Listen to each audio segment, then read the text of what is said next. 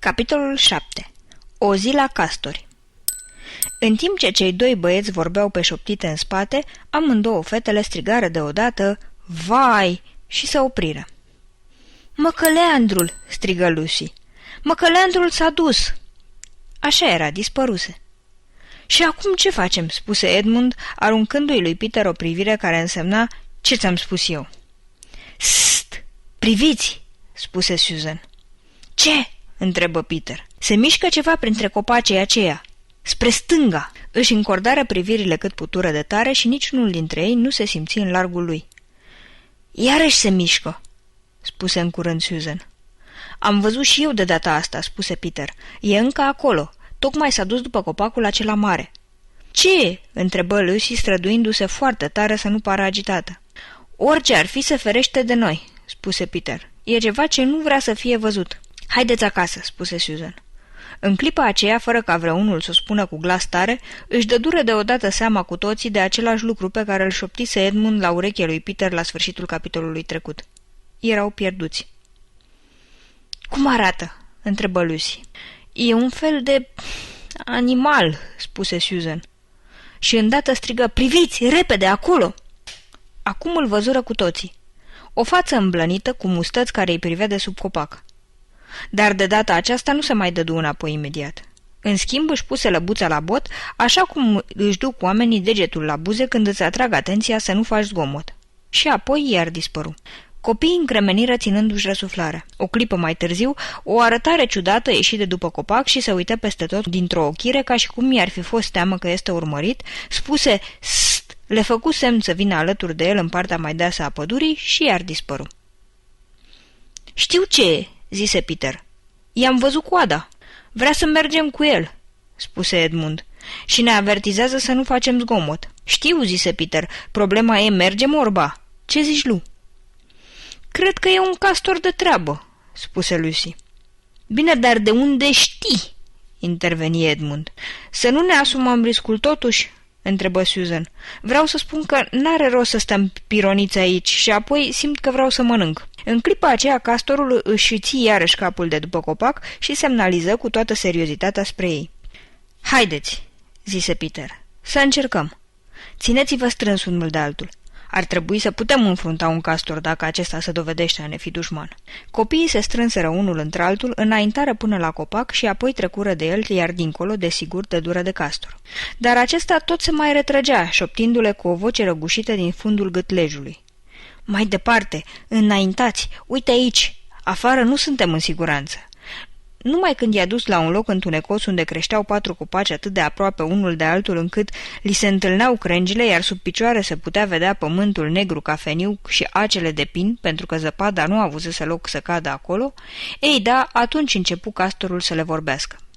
"Sunteți fiii lui Adam și fiicele Evei?" "Suntem câțiva dintre aceștia," spuse Peter. "Sst!" făcu castorul, "vă rog, nu așa de tare. Nici măcar aici nu suntem în siguranță."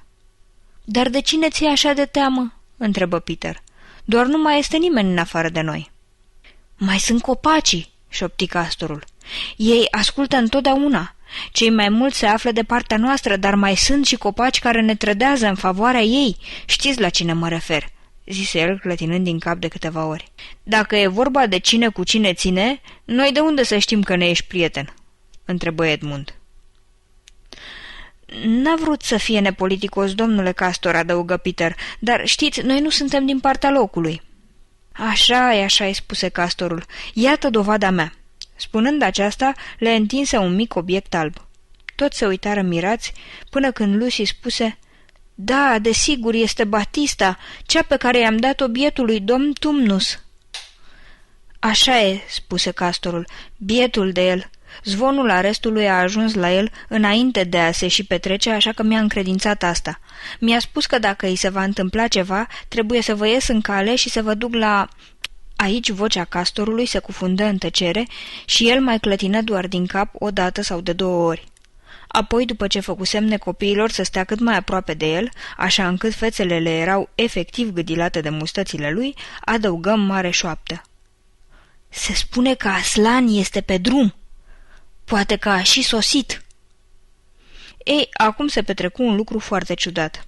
Niciunul dintre copii nu știa cine este Aslan mai bine decât știți voi, dar în clipa în care Castorul rostia aceste cuvinte, fiecare se simți altfel decât de obicei. Poate vi s-a întâmplat și vouă în vis să vă spună cineva ceva ce nu înțelegeți, dar totuși în vis să vi se pare că înseamnă foarte mult.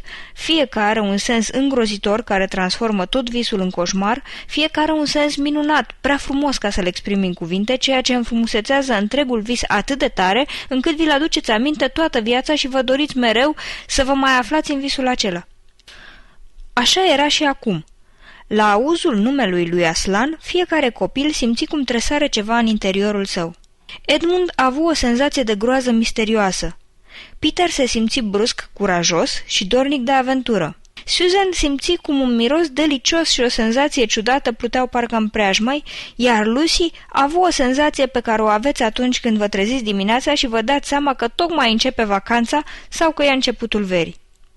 Dar ce-i cu domnul Tumnus? Unde se află?" întrebă Lucy. Sst, făcu Castorul, nu aici. Trebuie să vă duc într-un loc unde să luăm masa și să putem sta de vorbă în voie.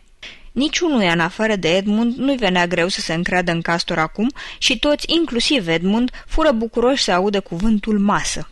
Se năpustiră așadar pe urma noului lor prieten care îi conduse surprinzător de iute și întotdeauna prin părțile cele mai dese ale pădurii, mai bine de o oră. Toți se simțeau acum foarte obosiți și foarte flămânzi când iată copacii începură să se rărească, iar pământul s-o ia abrupt la vale.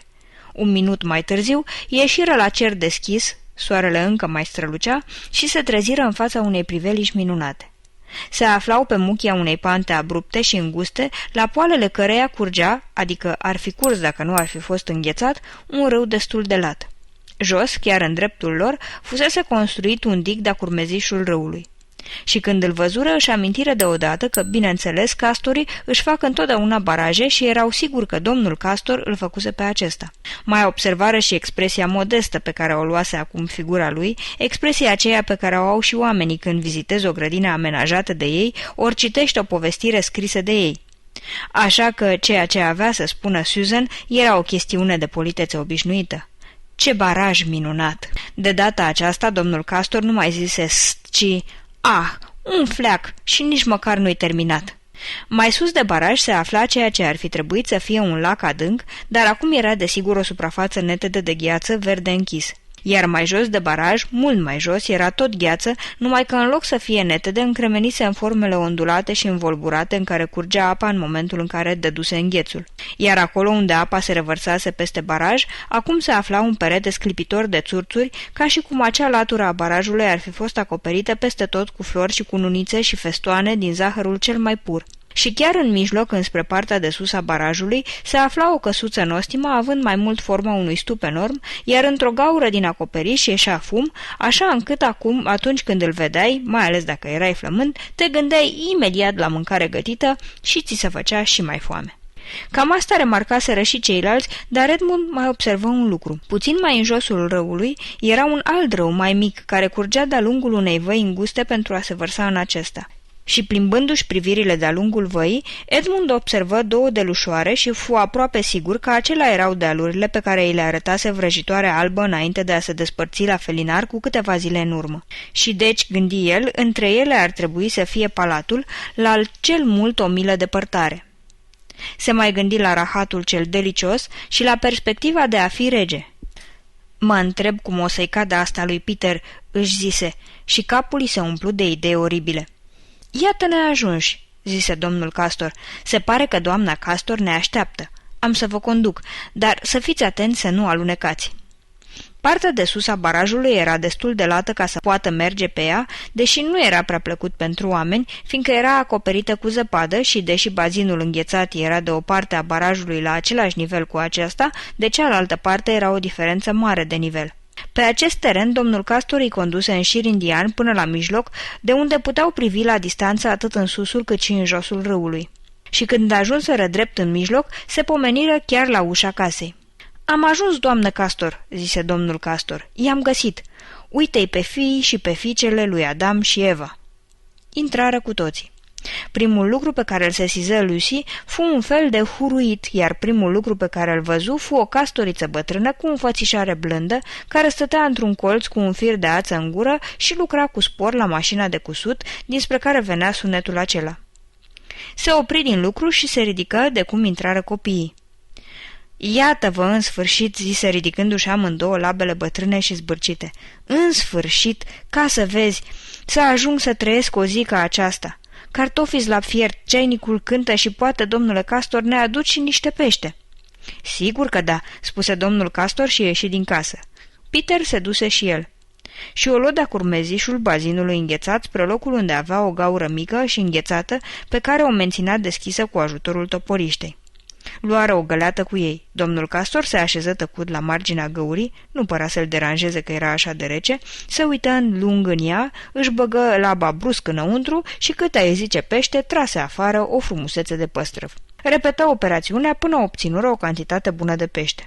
Între timp, fetele o ajutară pe doamna Castor să umple ceainicul, să pună masa, să taie pâinea și să pună farfuriile la încălzit în cuptor, să scoată pentru domnul Castor o carafă enormă de bere din butoiul aflat într-un colț al casei și să pună pe foc tigaia, încingând grăsimea.